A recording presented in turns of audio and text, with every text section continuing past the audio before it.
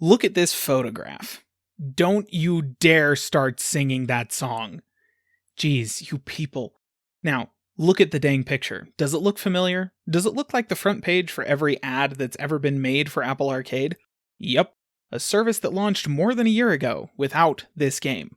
So, the Pathless, from the creators of Absu, finally launched, and the only real question I'm asking at the moment is, did it earn all that time it spent as the poster child for the service? It's a stupid question. The reason it was on there is the same reason Oceanhorn 2 is also all over the same marketing material. For a game that's designed to run on phones as the lowest common denominator, it looks great. Marketing is like 50% visual stimulus, so that's important. Just ask any marketer. They'll be happy to make up a similar statistic for you. Look, the fact that the lowest hardware configuration that you can run this thing on currently is an iPhone 6 really ought to set some expectations right out the gate. As is typical for me with anything available on Apple Arcade, I downloaded this on my XR first to try it out. That's my default because a lot of the games on the service design for the phone first, and then port from there. Not so with the Pathless, however. The game is also available for purchase on PS4 and PS5, as well as the Epic Game Store. It costs $40, so you'd be forgiven for being skeptical of the fact that it's supposedly also available for phones. Well, to put it simply, my first impression is that they built this for the PS4, and then ported it to the other platforms from there. The fact that it'll run on iPhones and still retain any of the visual quality from the console version probably won't surprise anyone who's ever played Journey on both platforms, but is still a somewhat remarkable achievement nonetheless. So, how's the game itself then? Well, I started in on the thing with just touch controls, again as is my wont when testing these things out, and found them sufficient to play for nearly an hour without frustration. At no point did I feel like I had to go grab my controller to enjoy myself, which can be a bit of a rarity with some of these more serious console-to-phone game ports. And in fact, I'd go so far as to say that the controls are the reason you play this game. Or at least, it's the reason I'm going to come back to the game later. Movement is fluid, the dash recharge mechanic is satisfying and novel, and look at the hops on this person. The game starts off with a tiny bit of reading, and then a little self-guided tutorial section that includes some light platforming for you to familiarize yourself with the controls. While that's all just basic fundamentals of modern game design, it's executed well and the mechanics are fun.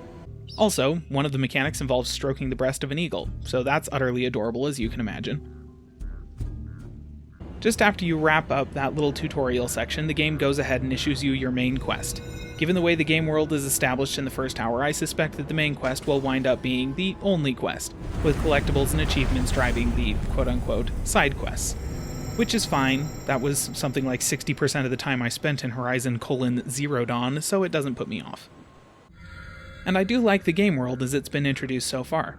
The art style is lovely, and the, I'm gonna guess here, at the risk of sounding like a totally myopic cyclopean with double blinders, Asian-inspired fantasy culture it represents is different enough from the standard of fare in popular video games that it's presenting me with something that feels actually new. And I'm generally a big fan of games that expose me to something unfamiliar. Yes, you jerks that watched my last video, I'm also a big fan of games that feel exactly the same as other games I like. Turns out I just like games, okay? Shut up. Or actually head down to the comments and let me know why you think that's stupid. I'll be sure to reply with an appropriate response.